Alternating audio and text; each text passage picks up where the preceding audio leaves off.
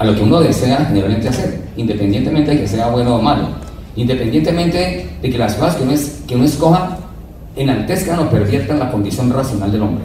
Entonces, al punto de que si uno generalmente decide vivir narcotizado, etcétera, y si uno quiere pervertir su condición racional, no va a hacer de sí mismo lo mejor, no va a hacer de su existencia un destello de luz, esa opción legítima, particular, que usted ha decidido desde el fondo de su corazón, independientemente de que suscite socialmente un reproche moral, eso es libre desarrollo de la personalidad.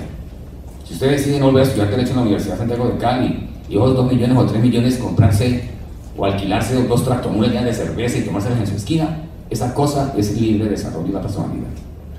Y muchas cosas que tienen que ver básicamente con la libertad de acción o libertad de opción o libertad de configuración o libertad de autodeterminación, la Corte cree que son libre desarrollo de la personalidad.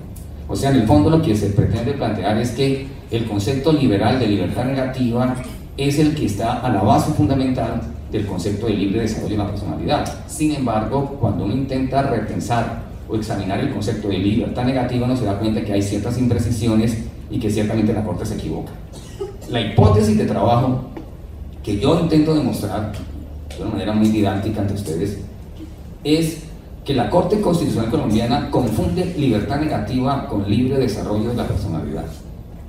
La libertad negativa es la libertad de no interferencia, es decir, aquel espacio fundamental que se le concede al hombre para que él pueda hacer de sí mismo lo que desee. O sea que la fuente causal de su autodeterminación no está en fuerzas exógenas o externas o en el Estado, sino que él es el principio causal que se determina a sí mismo. Cuando uno toma una determinación en pos de su existencia, buena o mala, ese espacio vital, fundamental, inalienable e imprescindible es lo que se ha establecido categóricamente en la historia del pensamiento como libertad negativa.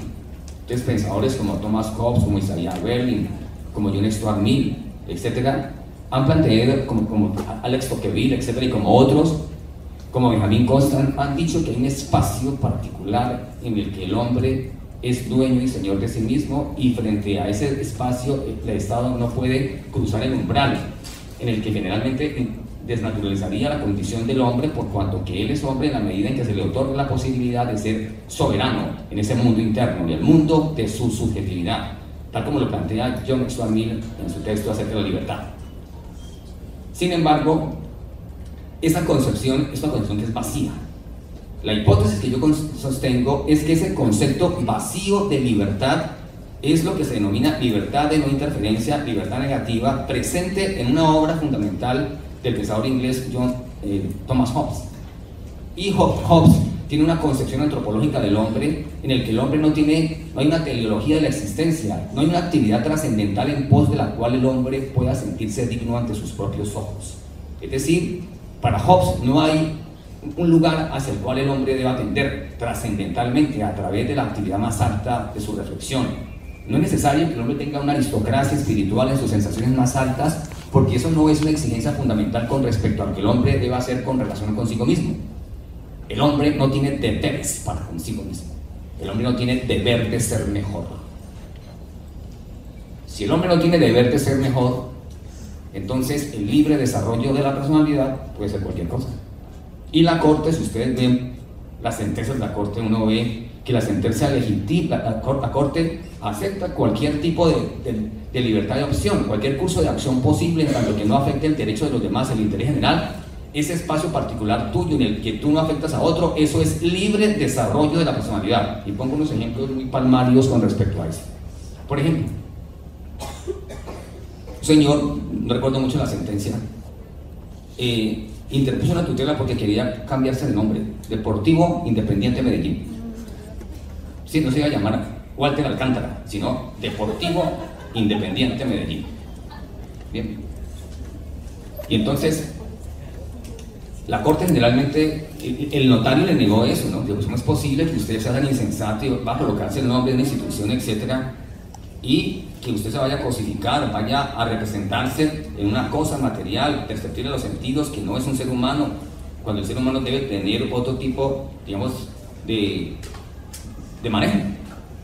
Y él colocó la tutela y la Corte estableció que sí. Digo, esa corporación acepta la posibilidad de la autodeterminación racional del sujeto que intenta cambiarse su nombre de Walter Alcántara por Deportivo Atlético Medellín. La opción legítima, generalmente representada ante la conciencia de él, legitima que es básico para su existencia, y su identificación interpersonal se determina básicamente porque él cree que en esa entidad deportiva se halla la esencia de su existencia, y solamente es él quien tiene la capacidad de detectar realmente qué es aquella cosa fuerte que ontológicamente lo determina. Por lo tanto, esa corporación acepta que Pedro Alcántara o Walter Alcántara se cambie a Deportivo Atlético Medellín, porque eso es libre desarrollo de la personalidad. Bien. Y entonces, casos como esos, por ejemplo, la señora que tenía un mundo de perros en la casa, y esos perros no dejaban a la gente descansar en paz, y una señora muy afectada porque el ruido no le permitía descansar. Entonces ella fue y colocó una son de tutela para que quitaran los perros a esa señora, porque a las 3 de la mañana los perros ladrando, a las 2 de la mañana ladrando, entonces no podía descansar. Y la corte le dijo: esta corporación acepta que existen ciertos instrumentos fundamentales con respecto al ejercicio del libre desarrollo de la personalidad. Es importante y inextinguible para la vida de la persona que tiene los perros. Esos perros son un complemento fundamental de su existencia.